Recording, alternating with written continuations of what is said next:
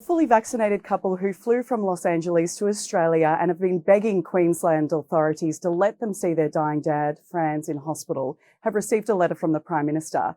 Now, Mark Killian is joining us now from hotel quarantine in Sydney. Mark, what's the latest on the situation?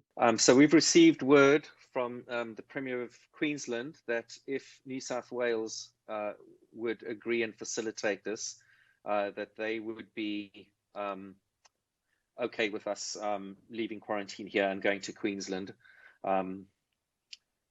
as long as the protocols that were previously discussed are maintained, which includes a private charter to get to Queensland.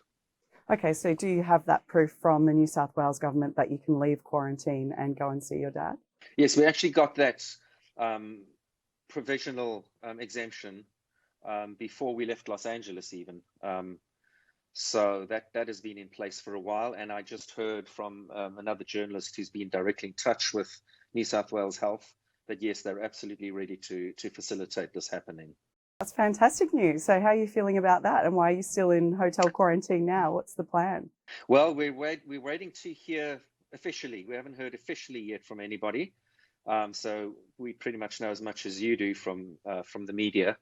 We're just very cautiously optimistic, and we're thankful for the hope that has been presented to us. What are the steps now? What kind of protocols do you think that you have to take in order to see Franz?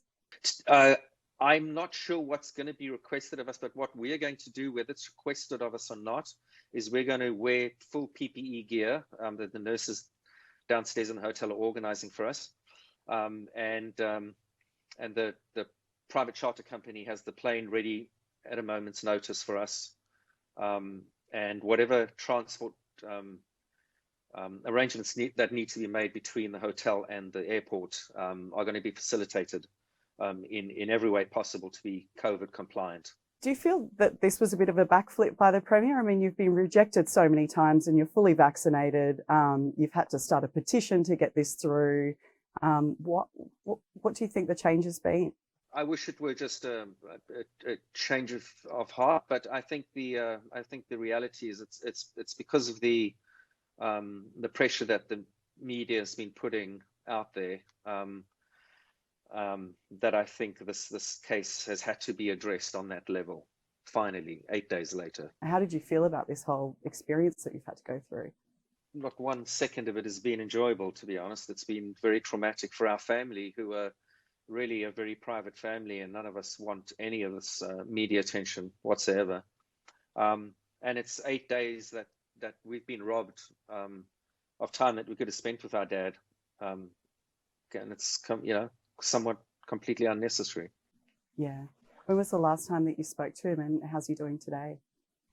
I just spoke to him a little while ago, and he is very happy to hear that there is some light at the end of this tunnel. I think at the end of yesterday, we were all just very, very tired, and he was extremely tired.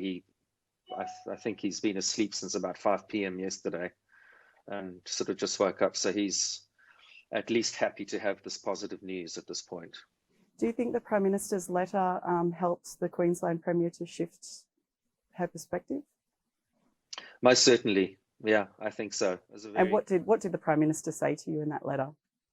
He was very supportive, and it just came across as very genuine. And he also said that he had lost his father last year, and so he really understands it on a personal level.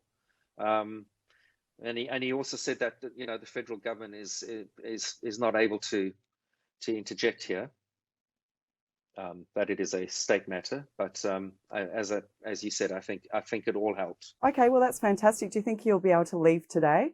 We're hoping. Today would be the best case scenario. There's a few logistical hurdles that have to be sorted out. Of course, the first step is we need to hear officially from New South Wales Health and as well as Queensland Health that the whole thing is in process. But yeah, we're very hopeful that it's going to be today. Just finally, I know you're keen to go and listen to that New South Wales press conference. How do you think Queensland's COVID restrictions compare to the rest of the world? I mean, you've come from the US. Do you think that this situation would happen over there? Yeah, it's a really very different landscape. The way Australia's dealt with COVID is worlds apart from how America's dealt with COVID. I think up until now, Australia has been a shining example of how a country can do it right.